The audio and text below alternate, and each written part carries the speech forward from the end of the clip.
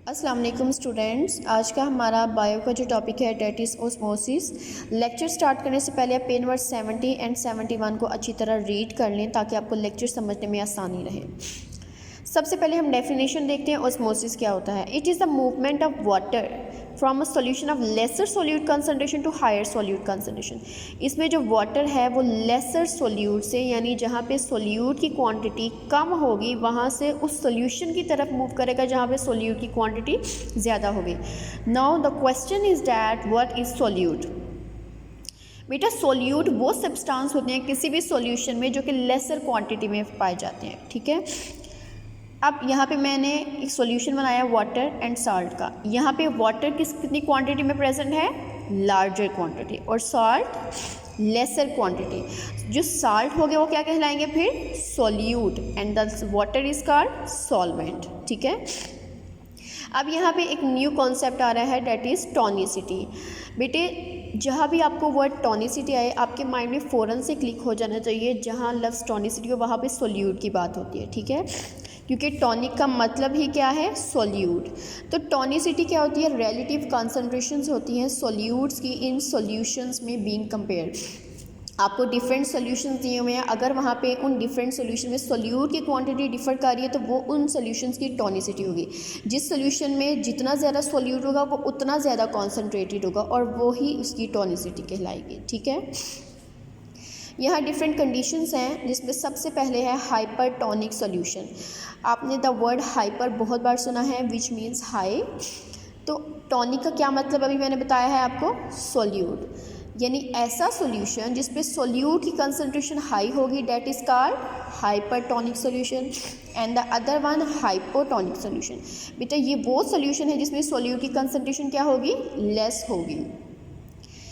Isotonic में the word iso mean same और equal. इसमें सोल्यूट की कंसंट्रेशन जो होगी वो सेम रहेगी inner and outer of the environment. ठीक है, अब ये मैं आपको एक डायग्राम से समझा रही हूँ। ये एक बीकर है, सेंटर पे मैंने सेमी परमेबल मेम्ब्रेन ड्रॉ की है। आप एक तरफ देखिए आपको ब्लैक कलर के मॉलिक्यूल नज़र आ रहे हैं, ये मैंने वाटर मॉलिक्यूल ड्रॉ किए हैं, और जो ब्लू वाले हैं वो हैं सोल्यूट के पार्टिकल। अब यहाँ पे वाटर मॉलिक्यूल ज़्यादा हैं, सोल्यूट के मॉलिक्यूल कम है, तो ये वाटर मॉलिक्यूल यहाँ से दूसरी साइड पे मूव करेगा जहाँ पे ये जो सोल्यूट के पार्टिकल हैं वो ज़्यादा हैं। ठीक है, अब यहाँ पे हमने देखना है डिफरेंट सेल में वाटर बैलेंस प्रॉब्लम्स कौन सी क्रिएट होती है अगर हम इन डिफरेंट कंडीशंस को प्रोवाइड करें। सबसे पहले एनिमल सेल की बात करते हैं। हमें पता है कि जो एनिमल सेल है वो सर्कुलर शेप में होता है या आप कह सकते हैं इरेगुलर शेप में होता है। अगर मैं एनिमल सेल को आइसोटोनिक कंडीशन में रखूँ, आइसोटोनिक कंडीशन में क्या चीज़ें होती थी, सोल्यूट की कंसंट्रेशन डिफ़र कर रही थी या सेम थी, सेम थी। अब यहाँ पे आइसोटोनिक कंडीशन में जब मैंने सेल को रख दिया है, यहाँ पे सेल के अंदर कोई चेंज नहीं है। क्यों चेंज नहीं है, क्योंकि सेल के बाहर और सेल के अंदर जो सोल्यूट की कंसंट्रेशन है वो सेम है। इन केस अगर वाटर सेल के अंदर मूव करता भी है तो दूसरी साइड से वो बाहर भी चला जाएगा। इस तरह सेल की शेप मेंटेन रहेगी, उसमें कोई भी चेंज नहीं आएगा। ठीक है, the next one is hypotonic condition. Hypo mean क्या बताया था मैंने, इसमें सोल्यूट लेसर क्वांटिटी में प्रेजेंट होगा। अब ये आपको एक सेल दिया है, अब इसमें आउटर इन्वायरमेंट जो है ये हाइपोटोनिक कंडीशन है इस पर, यानी सोल्यूट की कंसंट्रेशन कम है। अब जब यहाँ पे सोल्यूट की कंसंट्रेशन कम है, यहाँ से वाटर सेल के अंदर मूव कर जाएगा। जब सेल के अंदर मूव करेगा बहुत सा पानी, तो एट द एंड सेल क्या कर जाएगा, बस्ट कर जाएगा। बिल्कुल उसी तरह जब आप बैलून में बहुत ज़्यादा हवा भरते हैं तो एट द एंड बैलून फट जाता है। बिल्कुल इस तरह सेल के अंदर जब बहुत सा पानी अंदर जाएगा तो सेल बस्ट कर जाएगा। क्यों करेगा, क्योंकि वाटर बहुत ज़्यादा आ गया उसमें। The third one is hypertonic condition. Hypertonic condition में क्या होगा, हाइपरटोनिक कंडीशन बेटे हमने पहले से ही पढ़ा है। हाइपरटोनिक कंडीशन क्या है, जिसमें सोल्यूट की कंसंट्रेशन हाई होगी। अब एक्सटर्नल इन्वायरमेंट में सोल्यूट की कंसंट्रेशन हाई है जबकि सेल के अंदर सोल्यूट कम होगा। सेल के अंदर जितना भी पानी है वो सेल के बाहर मूव करेगा। क्यों मूव करेगा, क्योंकि सेल के अंदर सोल्यूट की कंसंट्रेशन कम है। और हमने डेफिनेशन में क्या पढ़ा है कि सेल में वाटर जो होगा वो लेसर से हायर सोल्यूट की तरफ मूव करेगा। ठीक है, और जब बहुत सा पानी सेल से बाहर आ जाएगा तो एट द एंड जो है वो सेल श्रिंक हो जाएगा, सुकर जाएगा। ठीक है, अभी ये हमने कंडीशन पढ़ी है एनिमल में। अब जो हम कंडीशन पढ़ने लगे वो प्लांट में सेम कंडीशन है, बस हमें इतना पता है कि जो प्लांट सेल है उसकी डायग्राम अगर हमने हमारे माइंड में है तो हमें पता है कि वो रेक्टेंगुलर शेप है और इसमें सेंटर में लार्ज वैक्यूल प्रेजेंट होता है, ठीक है।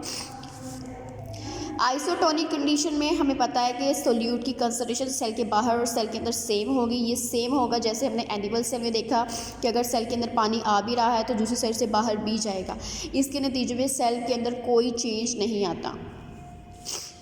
The next one is hypotonic condition. आपने जैसे उधर पढ़ा हाइपोटोनिक कंडीशन में क्या होता था, सोल्यूट की कंसंट्रेशन लेस होती थी। अब यहाँ पे ये वाला बाहर वाला जो सेल का इन्वायरमेंट है ये हाइपोटोनिक कंडीशन में है, ठीक है। यानी यहाँ से अब वाटर कहाँ मूव करेगा, सेल के अंदर मूव करेगा। क्यों मूव करेगा, क्योंकि हमें पता है कि सोल्यूट जहाँ कम हो वहाँ से वाटर है वो उस तरफ जाता है जहाँ पे सोल्यूट की कंसंट्रेशन ज़्यादा है, और जब बहुत सा पानी अंदर जाएगा तो जाके वैक्यूल में स्टोर हो जाएगा, और जब वैक्यूल में स्टोर होगा तो वैक्यूल का जो साइज़ है वो लार्ज होना स्टार्ट हो जाएगा।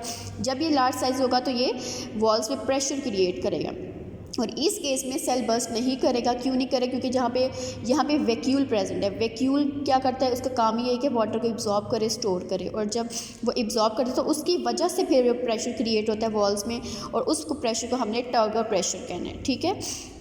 The third one is hypertonic solution. Hypertonic solution में हमें पता है कि सोल्यूट की कंसंट्रेशन क्या होगी, हाई होगी, और यहाँ एक्सटर्नल इन्वायरमेंट में सोल्यूट की कंसंट्रेशन जब हाई होगी तो पानी जो है सेल के अंदर से सेल के बाहर आ जाएगा, और जब सेल के बाहर आ जाएगा बहुत सा पानी तो सेल क्या होगा, श्रिंक हो जाएगा। लेकिन इस केस में डिफरेंस ये है कि यहाँ पे सेल, हमने एनिमल सेल में पढ़ा कि वहाँ पे सिर्फ सेल मेम्ब्रेन थी, जबकि प्लांट सेल में सेल वॉल भी होती है, इसीलिए यहाँ पे सेल नहीं श्रिंक होगा बल्कि यहाँ पे साइटोप्लाज्म श्रिंक होगा, और जब साइटोप्लाज्म श्रिंक होता है तो उसको हमने प्लाज्मोलाइसिस कहना है। क्लियर हो गया।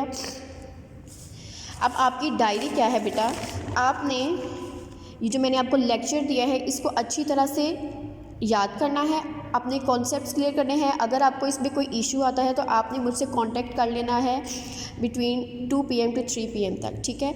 उसके अलावा ये मैंने कुछ क्वेश्चंस लिखे हैं, इसको आपने कॉपी पे नोट डाउन करना है और इनको अच्छी तरह